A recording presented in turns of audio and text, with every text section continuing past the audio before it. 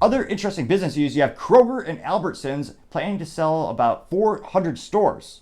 Now, it looks like they're actually discussing to sell them to C&S Whole Grocers. This is according to an article in Reuters. And it looks like they're reporting about the potential sale is a move that they're apparently doing to try to attempt to get some favor from the U.S. government in terms of trying to pretend like they're not that big, because the subsequent merger that they're trying to merge together, Kroger and Albertsons, would be a $25 billion merger, which is ridiculously large. Now, in terms of grocery stores in the United States, and again, we've kind of talked about kind of business trends and where the investment firms and venture capitals look at, no one starts a grocery store. They're usually pretty, I'm trying to think of a more appropriate word than risky. They're not very lucrative either. In terms of the profit margins, look at profit margins, look at Apple, which I believe is 2020. At one point, they were the most profitable company on the planet. More profitable than oil and gas, diamonds, gold, every other company. Apple was the most profitable company on the planet. That's because they make a lot of software, and of course they make a lot of luxury hardware for people who want less speeds and feeds, but more glitz and glamour. Burn. I actually do own one iPad. I won it in an IT giveaway, and I use it to actually prop up my month to-do list on a little stand. But it is a great stand, don't get me wrong. Very brilliantly designed. But in terms of grocery stores, Apple is about 50% profit margin, ridiculously good. Grocery stores, that's technology, that's usually good for software and hardware. And then you go, grocery stores is like 2%. So that's why there's no startups. And that's why I think if the government does care about monopolies, it kind of depends on the industry and the administration. There's a lot of politics involved. If they really do care about monopolies, they probably wouldn't want these companies combining because, again, there's not going to be any more new grocery stores in our lifetime.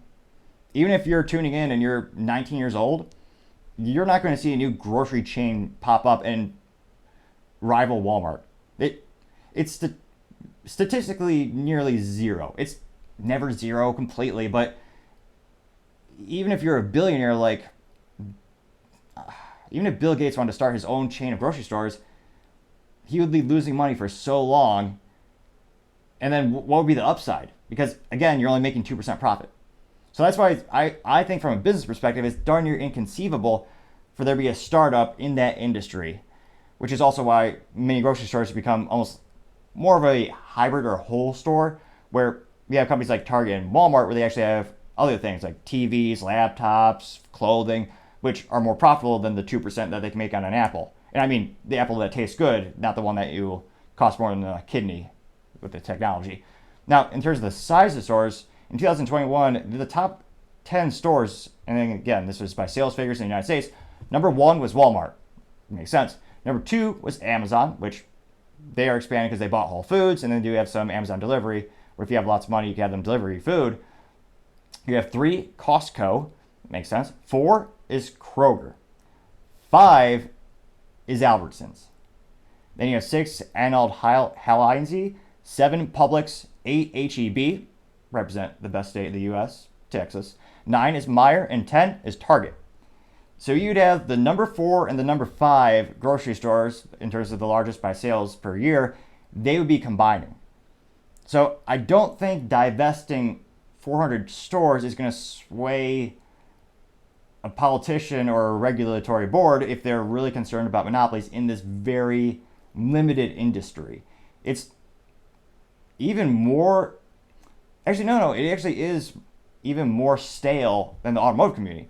Automotive community, in terms of giving props to Tesla, they're the only successful car company startup in the United States since Chrysler. All the other ones have gone out of business. Rivian, we're going to see once they get to profitability, still kind of shaky there. So historically, that even the automotive industry, which again, pretty stale for most decades, even they actually have more competitors popping up than grocery stores. So given the administration, and again, politics plays into this, I'd venture to say number 4 and 5, I don't think the merger is going to be approved. You're already seeing the government, again, this more of a global government's talking about the Microsoft Activision Blizzard merger, or proposed sale merger. That's already getting some pushback. I can't help but think, let me know in the comments, do you think this would actually go through? It's one of those things where, given all those factors mentioned above, I don't think this sale is going to be approved. But that's just my 3 cents. It used to be 2 cents, but 40-year hyperinflation, gotta be 3 cents. It really should be 4 cents, but I'm such a generous person, only 3 cents. But still free to click that subscribe button, or like, or comment. Each one of those things greatly helps the channel grow and develop. Thank you so much for taking the time to tune in today. I really appreciate it. Don't forget to click that subscribe button. I know it's ambitious, but trying to get to 4,000 subscribers by the end of September, I think we could do it together. Don't forget to take the time to comment and like the video. I really appreciate the feedback, whether it's making my speech or trying to make my speech slow down a little bit, try to be a little bit more articulate in the videos. Thanks to you, I was able to bring that more to my attention, put it on my list of things that I'm trying to improve on, or whether it's giving me feedback, whether it comes to the UAW issue, or maybe it's political stats, or maybe just your experience in certain business segments. More data, the better. I'd love to hear your experiences, and I could bring them up next time we talk about them on the show. So don't forget to leave the comments. I greatly appreciate it. Also, don't forget to take the time to tell your friends, tell your families, tell your coworkers, heck, tell your enemies, tell anyone and everyone. Just stay safe and fight the good fight.